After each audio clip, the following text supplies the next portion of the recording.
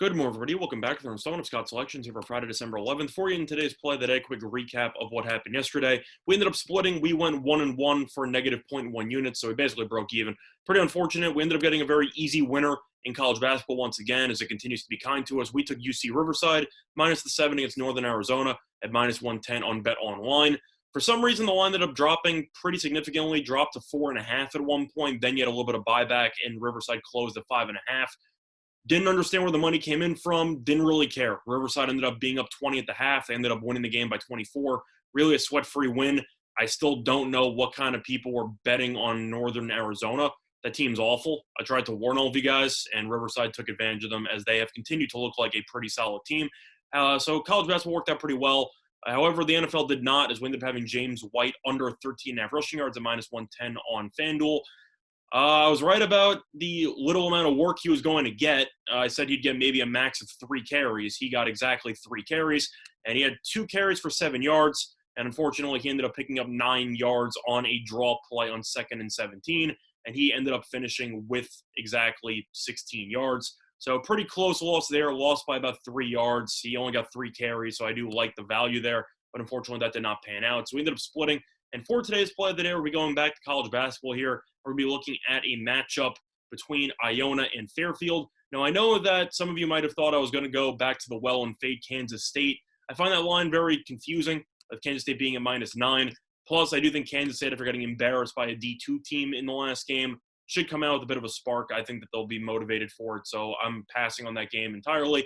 But it shocked me if Milwaukee covers and even wins the game. No, because I told you Kansas State's terrible. But I'm not going to talk about the game. Instead, I'm going to be looking at a game that I think possesses a lot of value, and it will be on Iona against Fairfield. Now, the play of the day is going to be on Iona, minus the 2.5 at minus 110 on BetMGM. A time recording of 12:45 a.m. Eastern Time. Couple reasons why I like this play at 2.5. First of all, market-wide, it's available at 3.5. You look at FanDuel, you look at Bet Online, for example. They both have 3.5.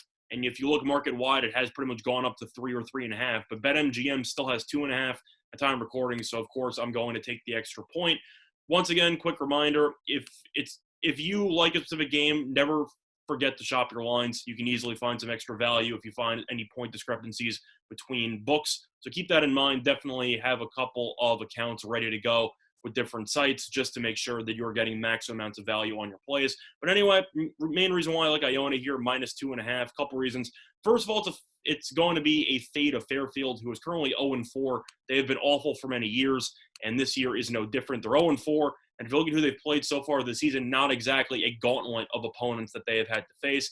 They ended up facing Hartford twice, ended up losing there. They ended up losing to Stony Brook in overtime. I don't know if you've seen Stony Brook play. That team is terrible.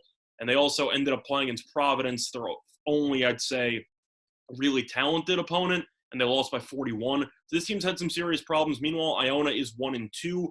They ended up losing their last game in disappointing fashion to Morgan State by 11 points at home.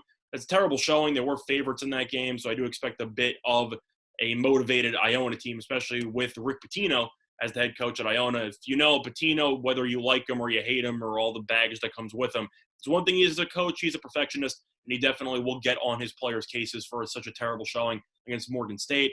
I think they'll definitely come out here, and I think that they'll definitely try to set the tone against this below-average opponent.